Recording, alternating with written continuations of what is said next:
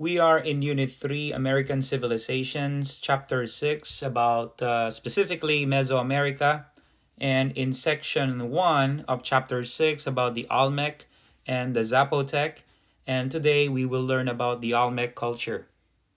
Have your books ready or go to Loda USD website, and from the top right corner, click Clever Portal, and from there Cengage Learning, log in with your student account and password. And from the left side, just like what I said, Unit 3, American Civilizations, Chapter 6, Mesoamerica, Section 1, the Olmec and the Zapotec. And today we are doing Lesson 1.2, which is in pages 152 to 153. This chapter's essential question is, how did Mesoamerican civilization adopt and adapt the cultures of early civilizations? And Lesson 1.2's objective is to discuss the Olmec civilization and explain how it influenced later cultures. So the Olmec developed Mesoamerica's first civilization and built an elaborate cities and created great works of art. Lesson 1.2 explains how the Olmec, with their extensive trade network, spread their culture and became the mother culture of Mesoamerica. This lesson is divided into two parts: Olmec cities and daily life and legacy. Around the year 1200, the Olmec culture spread along the Mexico's Gulf Coast and developed this culture that led to the birth of Mesoamerica's first civilization, hence the word mother culture. Like almost every civilization I know, you have to take note of this. Civilizations almost always start along or near bodies of waters, specifically rivers. Water is life, and rivers provide the people their basic needs such as food and other resources. And it is also used for transportation because this is the time when roads were not yet built, and also for communication. And in many instances, it also serves as a spiritual place where people believe that their deceased loved ones or families, they pass through the river to the ocean where they will live for eternal life. That's why there are so many ancient civilizations that has a lot of rituals involving rivers. Anyway, that's for another topic. So Olmec cities contain pyramids and temples built on earthen mounds. The Olmec also built courts where athletes played a game that was a sort of a combination of modern soccer and basketball or football. But that is something that we will cover later, specifically when we learn about the Mayans. Archaeologists have also found extraordinary works of art in Olmec cities. And the most iconic or the most popular is the Olmec head carved out of rock, like this one that you are seeing on your screen.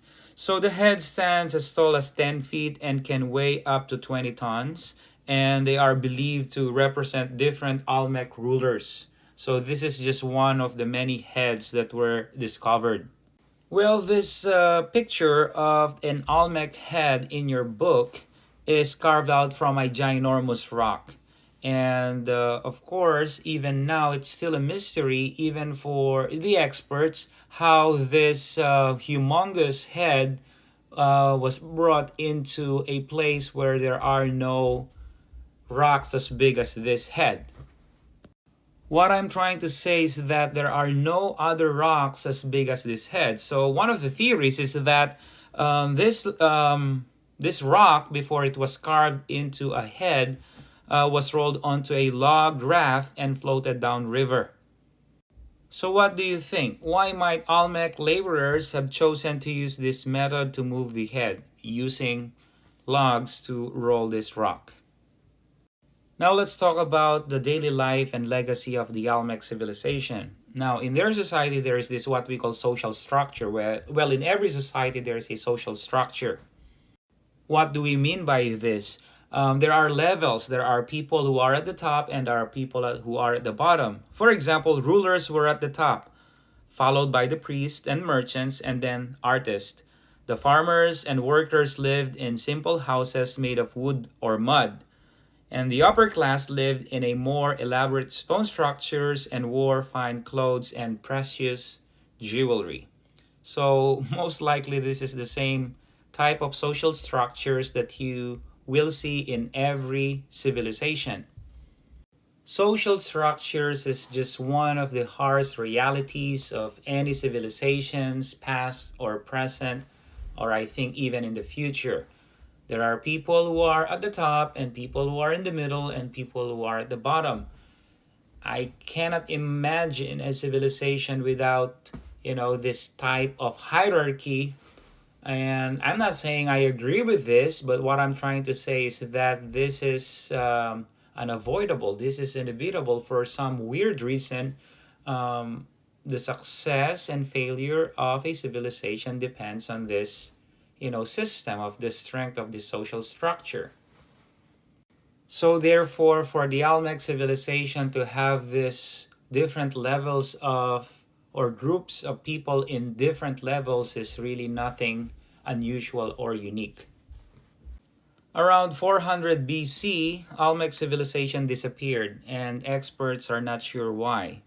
Elements of the civilization's legacy can be seen in later civilizations that emerge after them: the Zapotecs, the Mayans, the Aztecs, etc. The reason for this influence is because the Olmecs established an extensive trade network to other groups of people. So because of this, an exchange of goods and trade routes carried Olmec culture throughout Mesoamerica and possibly even beyond. Well, this can be compared to the American culture, for example, the influence in music, arts, and literature, and other things is not just within the United States. It's obviously, went across and beyond its border. Of course, the same is true for other cultures such as the Japanese, the Chinese, and European cultures, obviously. So that is the same process how the Olmec civilization spread and influenced other civilizations. So as a new civilizations arose, their people were influenced by the Olmec art and religious practices, such as the ball game that I mentioned a while ago. And as a result, many archaeologists consider the Olmec to be the mother culture of Mesoamerica, meaning this is like the very first and most influential culture in the area. Now let's take a look at this picture right here. This is a picture of the jaguar god. So the Olmec worship many gods. They are polytheistic, meaning many. They worship many gods. But one of the most important is the jaguar god. So when Olmec priests visited the spirit world, the priests believed they transformed into powerful jaguars. What do you think are the possible reasons for this? Well, obviously the jaguar is a top predator, and there is some sort of mystique of its appearance. And of course, because they're like cats, they were like as if they're like always, planning something, and they know something, like world domination, something like that. I don't know, I'm just kidding about world domination.